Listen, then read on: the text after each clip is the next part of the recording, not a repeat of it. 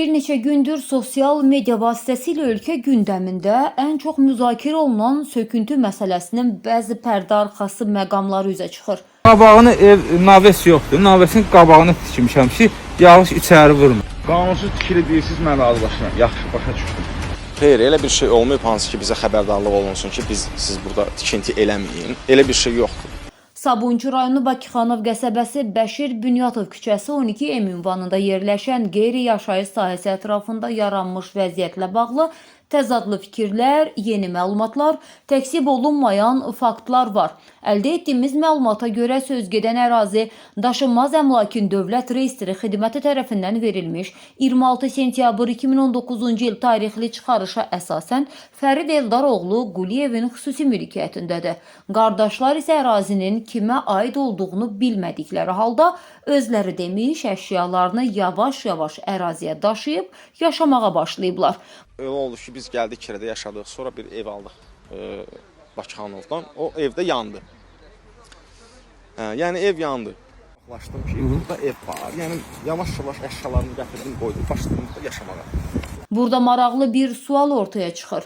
Əgər dedikləri kimi 2017-ci ildə onlara məxsus ev yanıbsa, niyə öz doğma həyətyanı sahələrində yanmış evin yerində ev tikməyib başqasının mülkiyyətində olan ərazini zəbt edib yaşamaq üçün gecəqondu tikiblər? Rəsmi açıqlamada qeyd olunur ki, Zərdab rayon sakinləri Mahir və Tahir Abüzəroğlu Zalovlar sözgedən ünvanda qeyri-yaşayış sahəsinin həyətyanı hissəsini zəbt edərək qanunsuz tikinti işləri aparıblar.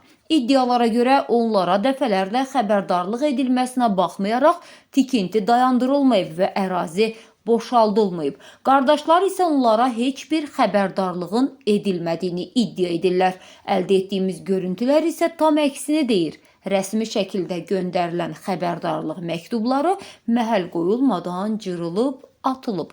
Məlumata əsasən sonradan Azərbaycan Respublikasının Fövqəladə Hallar Nazirliyinin Tikintidə Təhlükəsizliyə Nəzarət Dövlət Agentliyi, Şəhərsalma və Arxitektura Komitəsi, Əmlak Məsələləri Dövlət Xidməti, Sabunçu rayon Polis İdarəsi və digər aidiyyatı qurumların iştirakı ilə həmin tikinti sökülüb. Eyni zamanda televiziya kanallarının birinin hazırladığı xəbərdə qardaşlar müsahibə zamanı bildiriblər ki, ev sökülən zaman onlara məxsus bütün əşyalar dağıdılıb.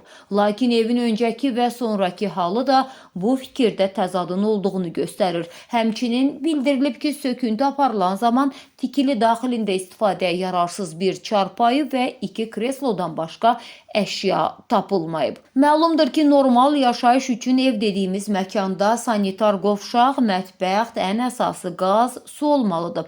Lakin sökülən tikilidə yaşayış üçün zəruri şərait, sanitar qovşağı, mətbəx, içməli su və kanalizasiya xətti olmayıb. Bir sözlə, zəbt olunub qanunsuz tikinti aparan qardaşların illərdir biz bu evdə yaşayırıq dedikləri ərazi kənardan toyuq hininə bənzəyir. Yayımlanan kadrlara diqqətlə baxanda aydın görünür ki, tikiliyə yeni artırılan hissə necə deyərlər tez bazar tikilib. Çünki əllə sökülən bir evin keyfiyyəti də göz önündədir. Araşdırmamız zamanı maraqlı bir fakt da ortaya çıxdı. Məlum oldu ki, hər iki qardaş vaxtı ilə həbs həyatı yaşayıb. Belə ki, Tahir Zalov 332.2.3-cü maddə ilə 1 il, Mahir Zalov isə 126.1 maddəsi ilə 3 il azadlıqdan məhrum olunublar. Ev sökülən zaman həyat yoldaşının evdə olduğunu deyən qardaşın isə ilk evliliyindən olan fiziki qüsurlu 2 övladından imtina etdiyi də iddialar arasındadır. Hadisədən 3 gün öncə isə Sumqayıt sakini olan 45-50 yaşlarında bir qadınla ailə quran qardaşın xanımı da söküntü aparılan gün mənim bu evdə heç bir əşyam yoxdur deyib, sadəcə gödəkçəsini götürüb ərazini tərk etdiyi qeyd olunur. Azərbaycan xalqı, milləti, cəmaatı çox humanist, ürək yumuşaq və duyğusal xarakterə malikdir. Kimlərsə də bu xüsusiyyətlərdən özünə sərf edərcəsinə istifadə etməyi bacarır və ortaya anlaşılmaz bir durum çıxır. Lakin elin gözü tərəzidir deyib ölkənin qanununa da inanmaq lazımdır. Çünki qanun şəxsi mənafelərdən çox üstündür.